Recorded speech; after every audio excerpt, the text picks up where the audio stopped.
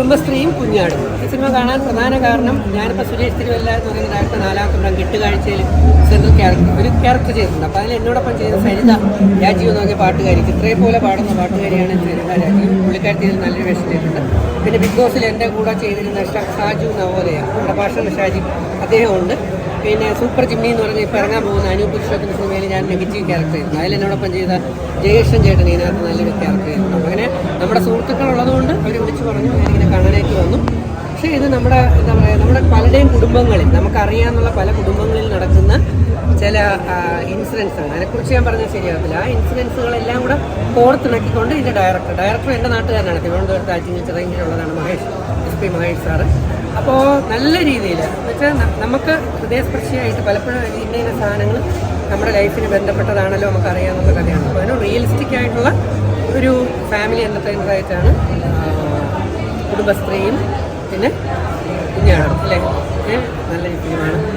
ഏറ്റവും എടുത്തു പറയേണ്ടത് എഡിറ്റിംഗാണ്. നല്ല കറക്റ്റ്, നല്ല സൂപ്പർ എഡിറ്റിംഗാണ്. ഞാനിപ്പോൾ ഫിലിം അസിസ്റ്റന്റ് ഡയറക്ഷൻ പഠിക്കുന്നുണ്ട്. ഞാൻ നല്ല ഡയറക്ഷൻ, നല്ല എഡിറ്റിങ്, നല്ല വിഷ്വൽസ്, നല്ല ഫോട്ടോഗ്രാഫി, ക്യാമറ പ്രത്യേകിച്ച് എടുത്തു പറയണം. നല്ല രീതിയിൽ തന്നെയാണ് സാധനം ചെയ്തിരിക്കുന്നത്. പിന്നെ എനിക്ക് തോന്നുന്നു ധ്യാനൊക്കെ ഗംഭീരമായിട്ടുണ്ട്. അത് അജയൻ, നമ്മുടെ ബക്രുചേട്ടൻ എൻ്റെ വാട്സപ്പിൽ ഭയങ്കര കമ്പനിയാണ്. ബക്രുചേട്ടൻ നല്ല ഗംഭീരമായിട്ട് ബക്രുചേട്ടൻ അത് ചെയ്തിട്ടുണ്ട്. ആരെ പ്രത്യേകിച്ച് പിന്നെ എനിക്കതിൻ്റെ പ്രൊഡ്യൂസർ തന്നെയാണെന്ന് തോന്നുന്നു, പീറ്റർ. അത് അദ്ദേഹം അല്ലേ, ബെന്നി പീറ്റർ. അദ്ദേഹം തന്നെയാണ് ലീഡ് എന്നല്ല, ലീഡ് 3-4 പേരുണ്ട്. പക്ഷേ ഒരു ന്യൂക്കമർന്ന് ഫീൽ ചെയ്യാത്ത രീതിയിൽ നല്ല, നമ്മൾ പുതിയതായിട്ട് വരുന്ന ആൾക്കാരെ കൂടെ പ്രൊമോട്ട് ചെയ്യണമല്ലോ. നിങ്ങളൊക്കെ നാളെ കയറി വരേണ്ടതല്ലേ. അപ്പം നമ്മുടെ സീനിയേഴ്സിനോടൊപ്പം തന്നെ, അല്ലെങ്കിൽ മുൻനിര നടന്മാരോടൊപ്പം തന്നെ നമ്മുടെ പുതുമുഖങ്ങൾക്കും എല്ലാം അവസരങ്ങൾ കൊടുക്കണം, അവരെയും കയറ്റിക്കൊണ്ടുവരണം.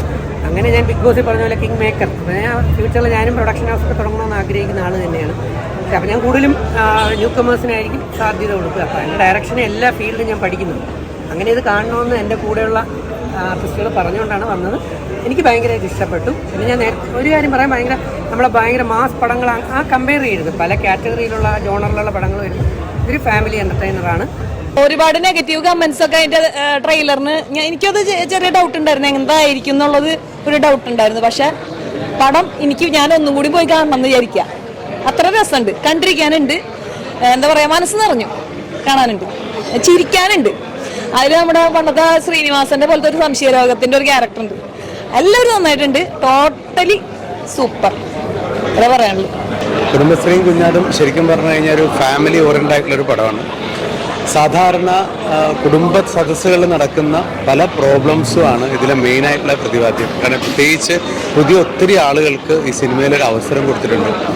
സാധാരണ ഞാൻ പ്രത്യേകിച്ച് ധ്യാനിനെക്കുറിച്ചും അതുപോലെ തന്നെ പല വ്യക്തികളെക്കുറിച്ചൊക്കെ, പ്രത്യേകിച്ച് ഈ പടത്തെക്കുറിച്ചൊക്കെ ഡീഗ്രേഡിംഗ് ഒക്കെ നടന്നിട്ടുണ്ടെങ്കിലും സാധാരണ രീതിയിലൊരു പ്രേക്ഷകരുടെ നിലക്കാണ് വന്നത്. പക്ഷേ പടം നന്നായിട്ട് ചെയ്തിട്ടുണ്ട്.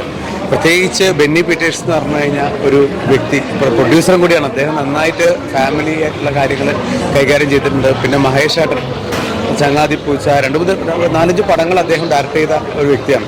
അദ്ദേഹത്തിൻ്റെ രണ്ടാമത് ഈ വർഷത്തെ ശരിക്കും പറഞ്ഞു കഴിഞ്ഞാൽ നല്ലൊരു പടമാണ്. തീർച്ചയായും കുടുംബ പ്രേക്ഷകർ മസ്റ്റായിട്ടും കാണുക. ഫാമിലികൾ ഒഴുകി വരിക എന്ന് തന്നെ പറയുന്നത്. കാരണം അത് ഒഴുകി വന്നാൽ മാത്രമാണ് ഇതുപോലത്തെ നല്ല നല്ല പടങ്ങൾ, ചെറിയ പടങ്ങൾ, വലിയ പടങ്ങളൊന്നുമില്ല, ആക്ഷനോ വലിയ ത്രില്ലറോ വലിയ സംഭവങ്ങളൊന്നുമില്ല. പക്ഷേ ഇതിൽ ഒരു സാധാരണ കുടുംബത്തിന് എന്താണോ മനസ്സിലാക്കേണ്ടത് അത് കൃത്യമായിട്ടുണ്ട്. അത് മസ്റ്റായിട്ടും കുടുംബ പ്രേക്ഷകർ വരിക, ഈ പടം വിജയിപ്പിക്കുക. കുടുംബശ്രീയും കുഞ്ഞാടും നിങ്ങൾ അടുത്തുള്ള ഏത് തിയേറ്ററാച്ചാൽ പോവുക, കാണുക, വിജയിപ്പിക്കുക. Thank you.